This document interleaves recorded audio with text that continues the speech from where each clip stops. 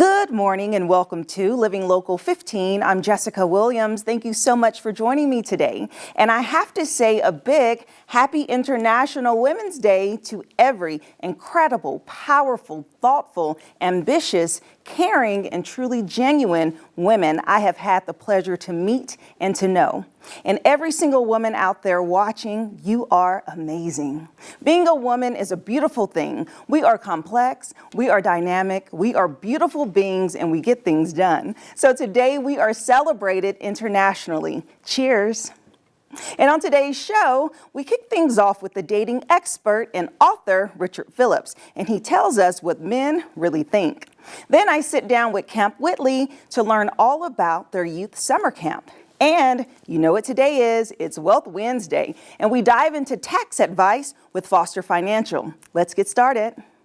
Fashion, food, and fun. You're watching Living Local 15 with your host, Jessica Williams.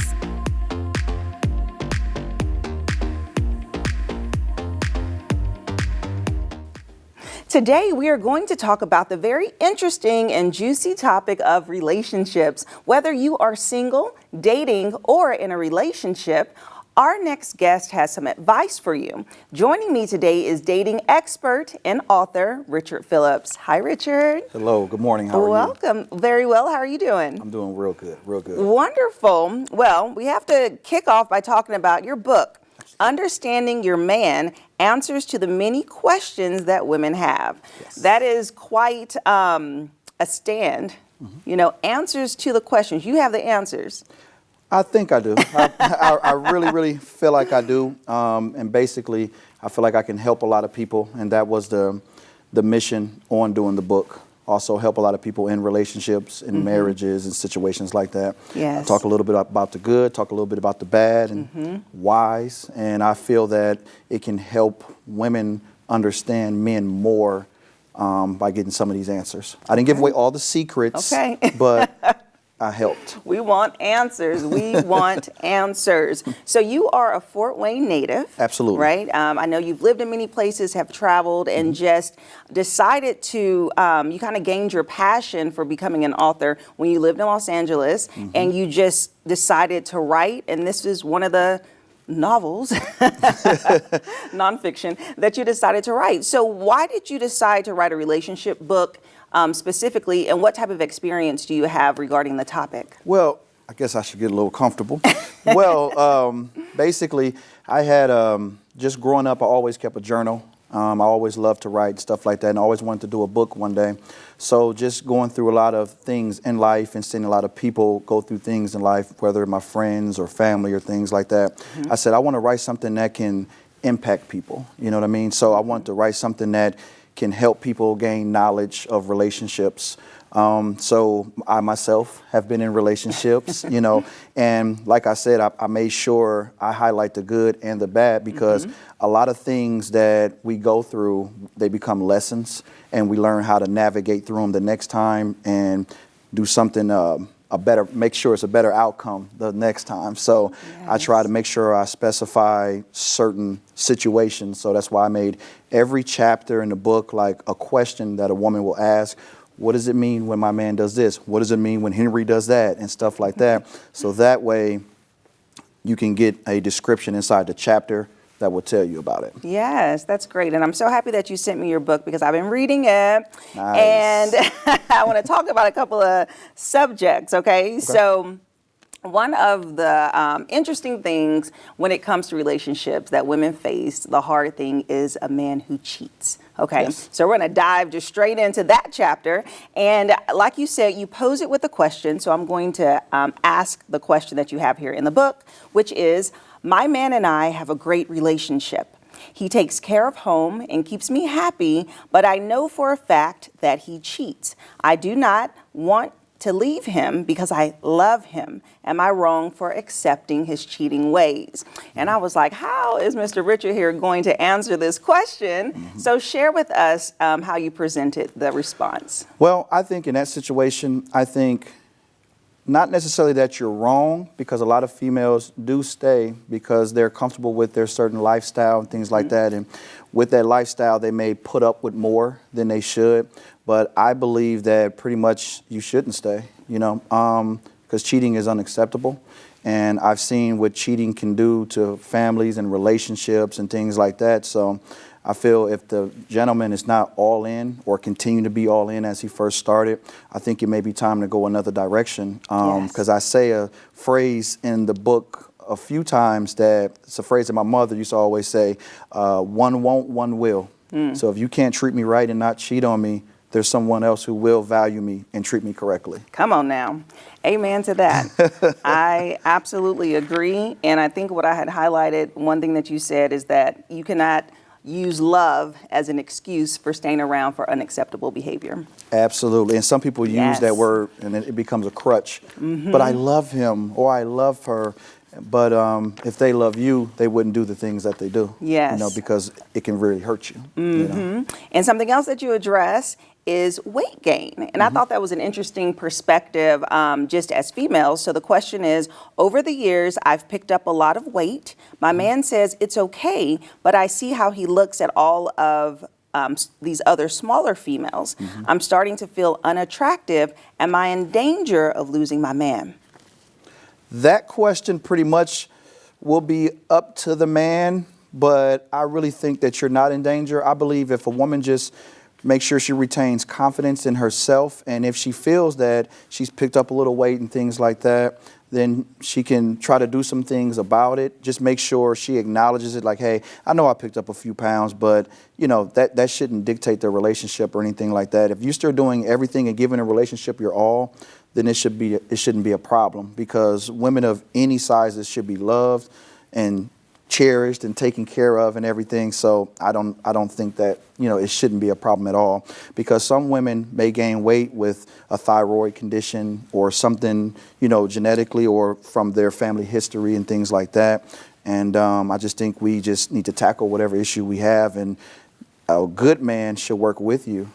So if my wife had picked up any pounds or anything, I would like to go work out with her, encourage her, and just let her know that you're beautiful no matter what, you know. But if you want to lose 5 or 10, let's go do it. Or if you don't, I just want you to be healthy.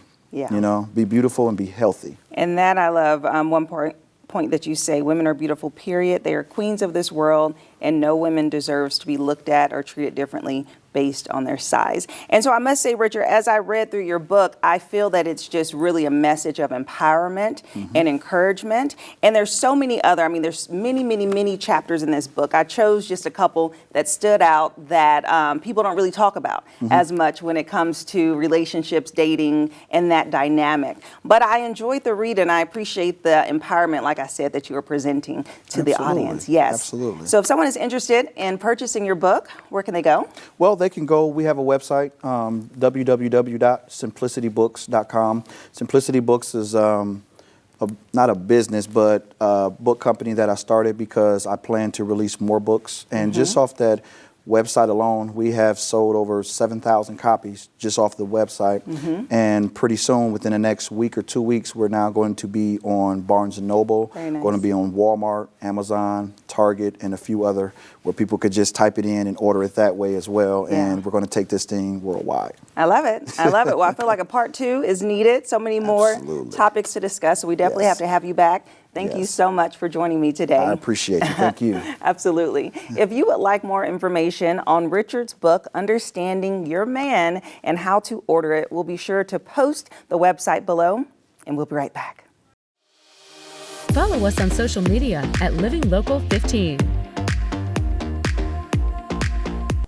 Camp Whitley is a nonprofit that provides an amazing experience for youth over the summer. And here to share more today is Hannah Walters, who is the camp director. Hey. Hi, Hannah. How are you? Doing well, thank Good, you. good. So first off, share with us all about Camp Whitley and a bit of history. Yeah, okay. Camp Whitley started in 1928, and it actually started as a boys' camp, but then they learned girls like camp too. Right. So they added girls into the program. We are located in Whitley County on the beautiful Troy Cedar Lake. We are a overnight camp, so kids stay for a week and then they go home, and we serve kids ages 7 to 14. Okay, very nice. Yeah. So when does the camp kick off? So it's over the summer, so is this like June-ish? Yeah. Okay. Yep, it starts the second week of June, and and then 6 weeks after that, and then we have one more week of Easter seals and passages. So very nice. 7 weeks long. Okay, wow. Yep. Okay, so you guys are working hard. And so share with me the experience that youth will receive when they come out to your camp. Yeah, so we are a technology-free camp, so kids leave their phones at the door when they come to our camp, so they get to kind of recharge and get away from all that. Yeah. We have riflery, archery, boating, swimming, arts and crafts, any sport you can think of. There's kind of something for everybody at our camp. That's so Yeah. fun. Yeah. Okay, and I love the no technology aspect because, you know, you just see, I mean, adults, kids, it's like the phones, you just can't get away. Is there a camp for adults with no phones? No, we do have an adult camp, but they can bring their phones. So, Okay. Yep. But no, that's great, especially with that age range. So you say 7 to 14. Yep. And tell me about the process if anyone is interested in being a part of the camp. So they would have to just go to our website, and then they would have to go to register on our website, and that would take you to a program called Ultra Camp, and that's how our campers sign up. So they just have to go to that. Okay, awesome. And just share an experience. So with being a camp director, I'm sure that you see just so much Oh yeah, yes. activity, the good, the bad, but really the positive impact that your camp has on kids. Yeah. Can you share a little bit about that? For sure. Actually, last night I just got a phone call from a guardian, and they were asking questions about registration for this summer. Their camper had came to camp for the first time last year, and this camper suffered from a lot of anxiety. And this parent or guardian was, asking questions and said, after their week of camp, their anxiety levels went way down. I don't know what you guys did there, but that's not something uncommon that I hear.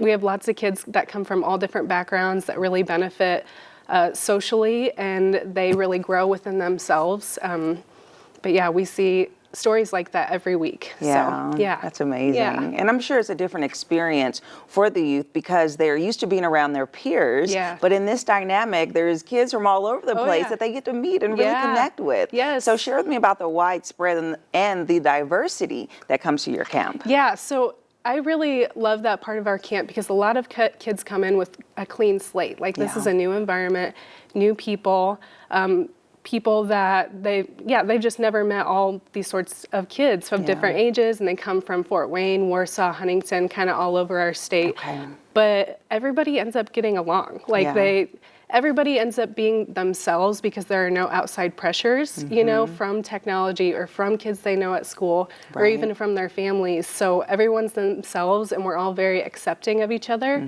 And we really try to promote that and encourage that as staff with our kids. Yeah, that's pretty cool. Yeah. And so as far as staff is concerned, you have your camp leaders. Yeah. And so are these kids that are rather adults that have been through the camp and attended, and they're coming back to now serve in that capacity? A lot of them, this upcoming summer, about 60% of our staff are returning from working there in the past. But I would say about half of the staff had actually been to Camp Whitley, and the other half, they had worked at other camps previously, or this was a brand new experience for them, and then they just stayed on and loved it. So, but yes, a lot of our staff come from being campers in the past. Okay, yeah. And can you speak to the benefits that parents have from their kids going away for a week? Yeah.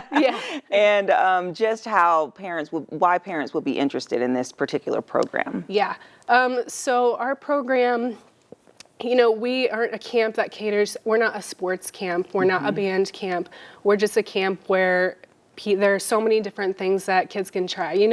A lot of kids don't try archery, they're not familiar with a bow and arrow or don't know how to properly shoot a rifle or safely do that. Right. Some kids come to camp and they don't know how to swim, and they can learn how to swim at camp. Nice. There's so many different areas and opportunities for learning there that kids really benefit from. And also the overnight portion of it is a social learning experience. You're learning how to be away from your family. You're learning how to make friends with the kids in your cabin, or you're learning how to get over a fear of the dark or a spider. So there are tons of different areas and where there are learning opportunities. So I think that parents should really send their kids to camp just to get those basic life skills and to learn how to be their own person. Yeah. Okay, well, thank you so much, Yeah, Hannah, thank you. for sharing Thank you. this I appreciate it. information. Yes. Yeah. And as Hannah said, this is an amazing opportunity for kids to develop life skills. So if you're interested in learning more about Camp Whitley, we'll have their website listed below, and we'll be right back. Living Local 15, proudly driven by the Kelly Automotive Group. This segment sponsored by Foster Financial. Well, today is Wednesday, so you know it's time for Wealth Wednesday, providing you with amazing tips midweek. And joining me is Caleb Doan, who is the Vice President of Foster Financial. Hi. Hi. How's it going? It's going well. Thanks for having me. Yes, good to see you again. Yeah. And I'm really excited about what you're going to share today. So I know we are talking about QCDs. So let's start off. What is a QCD? Yeah, great question. So that stands for Qualified Charitable Distributions. Okay. And it's really relating to kind of tax strategizing when it comes to your retirement accounts, which I think is really top of mind, for a lot of people right now as they're doing all their taxes. They have that stack of tax documents that they're going to drop off at their CPA.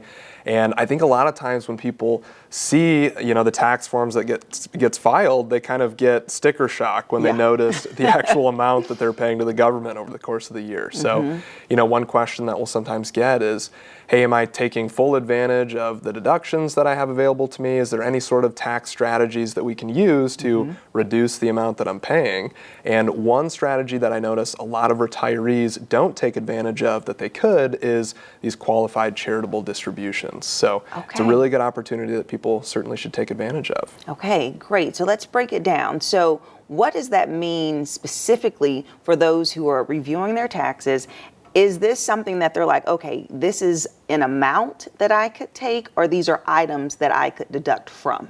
Yeah. So it's really kind of this specific strategy that's available to people in a certain circumstance. Okay. So it's those who are over the age of 70 and a half, and who have, get that half in. Of course, the government loves to make it complex. Yes. So 70 and a half, and they have pre-tax funds, and they regularly donate to maybe their church or charity, which we've really noticed, a lot of people in Fort Wayne are very charitable minded. Yeah. And I think a lot of people think that if they donate, let's say $10,000 over the course of the year, that's maybe their tithe to their church.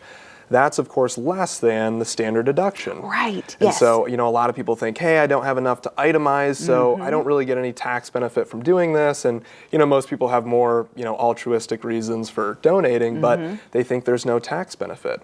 But if you are over the age of 70 and a half and you have pre-tax retirement funds like an IRA or a 401k, you can actually donate to a church or a nonprofit or a charity completely tax-free from that retirement account. When otherwise, if money would have come out of that account, it would have been taxable.